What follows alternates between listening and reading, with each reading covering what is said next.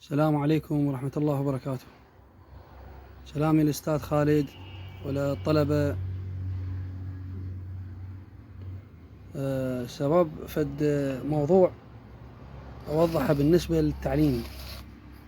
يعني أسهل طريقة احنا نعرفها من زمان بالمدارس، إذا تتذكروها، كان المدرس أو المعلم يقول لنا كتبوا بالدفتر على مود لا تنسون، مو بس حفظ من الكتاب. هسه احنا ما عندنا الحمد لله، كله يوتيوب وما عندنا كتب، فجاي نباوع على الفيديوهات، مثل الفيديوهات مال الأستاذ. أنا قبالي ورقة ويمي القلم، أباوع أفتح الفيديو وأشوف زين إيش يكتب معلومة أسجلها. الكتابة من تكتب بيدك بالورقة زين، أو تشتري لك دفتر صغيرون وتكتب المعلومات، مثلا بدأ بماطور مبردة اللي هي الفيديوهات مالته موجودة كلها.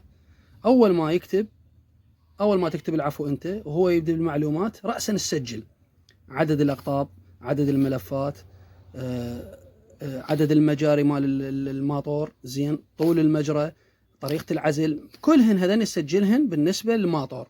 الماطور اللي اشتغل بيه تكتب حجمه، تكتب النوعية مالته، على مود لا تدوخ من تجيب ماطور مثل نوعيته. إذا لقيته تريد تلف والله يسهل لك زين، لا تدوخ، لا تتعب حالك ولا شيء. ولو فيديوهات كلها واضحة بالنسبة لطريقة العزل، بالنسبة لعدد الأقطاب، بالنسبة لعدد اللفات، نوعية السلك، قياس طريقة السلك زين بالمايكروميتر، وكل السهل زين. وجابه وشافه، وأنا كله تعلمته من الفيديو، الله شاهد ورقيب. يعني جيت أنا للدورة مجرد أريد أشوف الأستاذ وأشرف بيكم وبي زين، وأقوي معلوماتي، أريد أشوفه وجها لوجه وأقوي معلوماتي. فأنا جاي أصلا أعرف لها للسالفة، بس مو أعرف لها وما ديدي، لا والله. هسه بديت، هسه اشتريت الماطور من يوم الخميس، نزلت لكم الفيديوهات من أول ما بديت العزل زين بالمايكة، ونزلت القطب الأول، القطب الثاني، القطب الثالث، ملفات التشغيل كملت، بديت ملفات الستارت. أنا تأخرت بالنسبة لي كمبتدئ، بديت بي ما يقارب من 11 الصبح، بس على راحتي، لأن أنا بمحل وعلى راحتي، اشتغلت على كيفي، لا خاصة لا أول لا تالي. كملت قطبين، قعدت ارتاحيت، تغديت، كملت القطبين الثاني مال ملفات التشغيل، رحت على صفحة، اشتغلت بالمحل شوية، رجعت عليه، بديت ملفات الستارت زين، كملت ملفات الستارت. أنا تقريبا ما يقارب 5 ساعات، ما أقول لكم ساعة وأسوي روحي بطل ولا لا، 5 ساعات بقيت بي وعلى راحتي. وكل ما أبدي بقطب اشيك وراي، اشوف طريقه العزل مالتي، اشوف اللفه مالتي صحيحه، وغلطت بلفه من اللفات مال القطب التشغيل زين، طلعتها من العزل، وخرت المايكه وطلعتها وعدلتها صحيح ورجعتها، ماكو اشكال زين.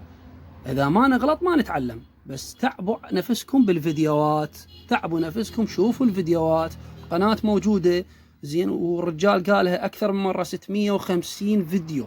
بس تعب نفسك، مو شوف لي الفيديو 19 دقيقه 15 دقيقه قلت لا والله هاي سالفه تعبانه زين، لا، اشوفه كله واتعلم، وسجل ورقه وقلم وسجل زين، كل ما تنساه بالتسجيل. ليش؟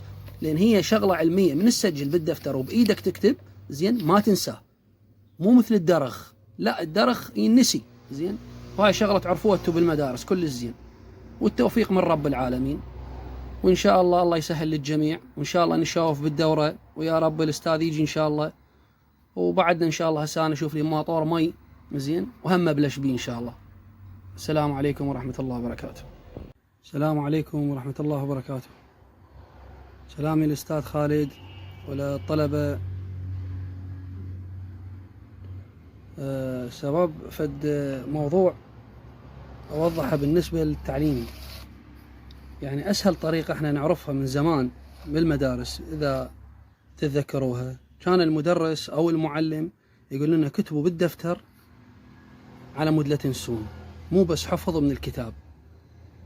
هسه احنا ما عندنا الحمد لله، كله يوتيوب وما عندنا كتب، فجاي نباوع على الفيديوهات، مثل الفيديوهات مال الأستاذ.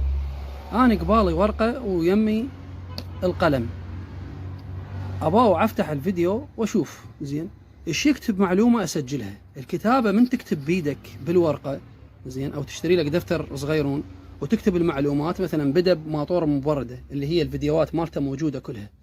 أول ما تكتب العفو أنت، وهو يبدأ بالمعلومات، رأسا تسجل عدد الأقطاب، عدد الملفات، عدد المجاري مال الماطور زين، طول المجرى، طريقة العزل، كلهن هذين نسجلهن بالنسبة للماطور. الماطور اللي اشتغل بيه تكتب حجمه، تكتب النوعية مالته، على مود لا تدوخ من تجيب ماطور مثل نوعيته إذا لقيته تريد تلف والله يسهل لك زين، لا تدوخ، لا تتعب حالك ولا شيء.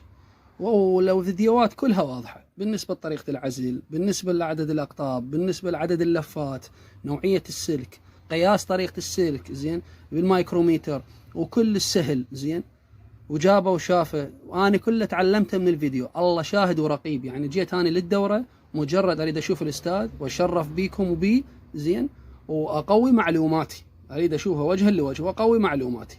فأنا جاي أصلا أعرف لها للسالفة، بس مو أعرف لها وما ديدي، لا والله. هسه بديت، هسه اشتريت الماطور من يوم الخميس، نزلت لكم الفيديوهات من أول ما بديت العزل زين بالمايكة، ونزلت القطب الأول، القطب الثاني، القطب الثالث، ملفات التشغيل كملت، بديت ملفات الستارت. أنا تأخرت بالنسبة لي كمبتدئ، بديت بي ما يقارب من 11 الصبح، بس على راحتي لأن أنا بمحل وعلى راحتي، اشتغلت على كيفي، لا خاصة لا أول لا تالي. كملت قطبين قعدت ارتاحيت، اتغديت، كملت القطبين الثاني مال ملفات التشغيل، رحت على صفحة، اشتغلت بالمحل شوية، رجعت عليه، بديت ملفات الستارت زين، كملت ملفات الستارت. أنا تقريبا ما يقارب 5 ساعات، ما أقول لكم ساعة وأسوي روحي بطل ولا لا 5 ساعات بقيت بي وعلى راحتي. وكل ما أبدي بقطب أشيك ورايا، أشوف طريقة العزل مالتي، أشوف اللفة مالتي صحيحة، وغلطت بلفة من اللفات مال القطب التشغيل زين، طلعتها من العزل، وخرت المايكة وطلعتها وعدلتها صحيح ورجعتها، ماكو اشكال زين. اذا ما نغلط ما نتعلم، بس تعبوا نفسكم بالفيديوهات، تعبوا نفسكم، شوفوا الفيديوهات، قناة موجودة زين، والرجال قالها اكثر من مرة 650 فيديو، بس تعب نفسك، مو شوف لي الفيديو 19 دقيقة 15 دقيقة قلت لا والله هاي سالفة تعبانة زين، لا اشوفه كله واتعلم، وسجل ورقة وقلم وسجل زين، كل ما تنساه بالتسجيل. ليش؟ لان هي شغلة علمية، من تسجل بالدفتر وبايدك تكتب زين ما تنساه، مو مثل الدرغ، لا الدرغ ينسي زين، وهاي شغلة تعرفوها انتم بالمدارس كل الزين. والتوفيق من رب العالمين، وان شاء الله الله يسهل للجميع، وان شاء الله نشوف بالدورة، ويا رب الاستاذ يجي ان شاء الله، وبعدنا ان شاء الله هسه انا اشوف لي ماطور مي زين وهم ابلش بيه ان شاء الله. السلام عليكم ورحمة الله وبركاته. هذا استاذ ان شاء الله اشتغل بفضل الله، ثم فضلك ان شاء الله استاذ، الله يجازيك بالخير ويوفقك ورزقك ان شاء الله. وهاي يقرأ عندي مرة 9 مرة 1، هاي جاي يشوف الامبيرية مرة 9 مرة 1، المكثف مالته 15 اقلله اخليه ل 12 لو هذا هو